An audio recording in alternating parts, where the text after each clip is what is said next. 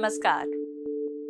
इस हफ्ते जब दुनिया में वैसाख दिवस या बुद्ध पूर्णिमा मनाया जा रहा था, तो संयुक्त राष्ट्र महासचिव एंटोनियो ग्यूटेरेस ने अपने संदेश में कहा, बुद्ध की करुणा और निस्वार्थ सेवा संयुक्त राष्ट्रों के मूल्यों से गहराई से मेल खाते हैं। आज जब दुनिया बड़े संकटों से जूझ रही है, तो इस शिक्षा को हमारे मार्गदर्शन का आधार बनना चाहिए। लेकिन एशिया में बुद्ध से जुड़ी एक दूसरी हलचल थी। हांगकांग के एक मशहूर ऑक्शन हाउस सदबीज को बुद्ध से जुड़े एक ऐतिहासिक धरोहर की नीलामी को स्थगित करना पड़ा। कारण भारत सरकार की चेतावनी। ये नीलामी 7 मई को होनी थी, जिसमें लगभग 200 करोड़ रुपए यानी $20 मिलियन के पवित्र रत्न बेचे जाने थे। दावा किया गया था कि ये रत्न बुद्ध के अवशेषों से जुड़े हैं। यह संग्रह मौर्यकालीन शासक सम्राट अशोक के युग से है, जो लगभग 240 से 200 वर्ष ईसा पूर्व का समय है। नीलामी को लेकर बौद्ध विद्वान और भिक्षुओं ने कड़ा विरोध जताया। भारत सरकार ने सदबीज को पत्र लिखकर कहा कि ये रत्न भारत और वैश्विक बुद्ध समुदाय की धार्मिक और सांस्कृतिक विरासत है। उनका बेचना न केवल भारतीय और अंतर्राष्ट्रीय कानून का उल्लंघन है, बल्कि संयुक्त राष्ट्र के समझौतों के खिलाफ भी। लेकिन सवाल सिर्फ नीलामी या महंगे पत्थरों का नहीं है। गौर से देखा जाए तो बुद्ध दर्शन, पेंटिंग, एप्स, सोशल मीडिया या किसी न किसी तरीके से हमारे जीवन में प्रवेश कर चुके हैं। बुद्ध की छवि जो कभी पारंपरिक भिक्षु की थी, अब एक ग्लोबल गुरु की है। आज ये दर्शन सिर्फ आध्यात्मिक नहीं, बल्कि शहरी जीवन शैली का हिस्सा है। एक इंडस्ट्री है जिसे कॉर्पोरेट से लेकर पॉलिसी डिजाइन तक में अपनाया जा रहा है। 1950 के बाद खासकर इंटरनेट बूम के आने से बुद्ध में अंतर्राष्ट्रीय तबके का रुझान बढ़ा है। आज बौद्ध धर्म को मानने वालों की संख्या लगभग 53.5 करोड़ है, जो दुनिया की कुल जनसंख्या का 7% है। अब आप किसी गुफा में जाकर ध्यान करने की बजाय कंप्यूटर के एक क्लिक से इसे समझ सकते हैं। अपने स्मार्टफोन से किसी बौद्ध गुरु को वीडियो कॉल कर संवाद कर सकते हैं। इसके अलावा ध्यान और योग केंद्र तो हैं ही, जो तिब्बती, लाओ, जापानी और भारतीय बौद्ध दर्शन से भरे हुए हैं। इन सभी के केंद्र में है राजकुमार सिद्धार्थ, जो 5वीं शताब्दी ईसा पूर्व में जन्मे थे। कहा जाता है कि 49 दिनों के मौन ध्यान के बाद बोधि वृक्ष के नीचे उन्हें निर्वाण प्राप्त हुआ। फिर वो गौतम बुद्ध कहलाए।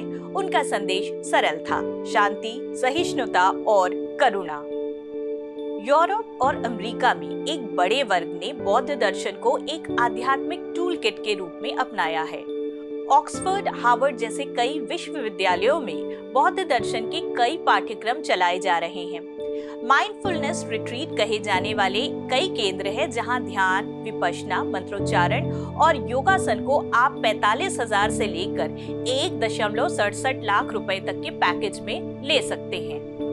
इसके अलावा प्रार्थना माला, ध्यान में उपयोग आने वाले कपड़े, कार्पेट, आसन, अगरबत्ती और बौद्ध ग्रंथ भी हैं। 2024 में ये बाजार लगभग 1.2 लाख करोड़ का था और 2032 तक ये 1.45 करोड़ तक पहुंचने की उम्मीद है।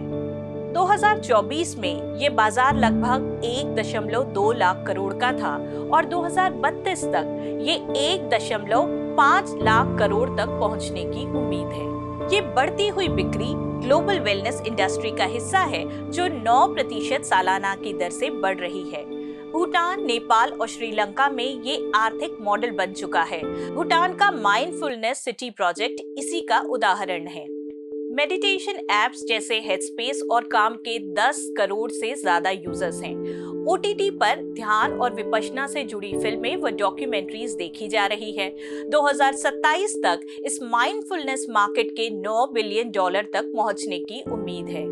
बौद्ध धर्म को शांति और वैराग्य के रूप में देखा जाता है, लेकिन हाल के वर्षों में इसमें कई विरोधाभास नजर आए। एक गंभीर स्थिति म्यांमार, बर्मा में देखी गई, जब 2017 में अल्पसंख्यक रोहिंग्या समुदाय को देश से भागने पर मजबूर किया गया। हजारों हताहत हुए और 7 लाख से अधिक रोहिंग्याओं को बांग्लादेश में शरण लेनी पड़ी। टाइम मैगजीन ने 2018 में इस त्रासदी को अपने कवर पेज पर प्रकाशित किया था। बदले में म्यांमार सरकार ने टाइम मैगजीन पर ही बैन लगा दिया। दुनिया बौद्ध दर्शन को एक रूमानी छवि में देखना चाहती है, कमल के फूल, शांत भिक्षु और मोमबत्ती की रोशनी। लेकिन जरूरी ये है कि हम उसकी चुनौतियों को भी देखें।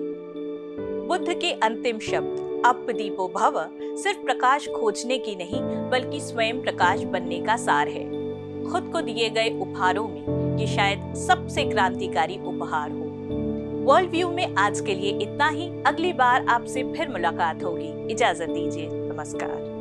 theLens.in को लाइक, शेयर और सब्सक्राइब करिए।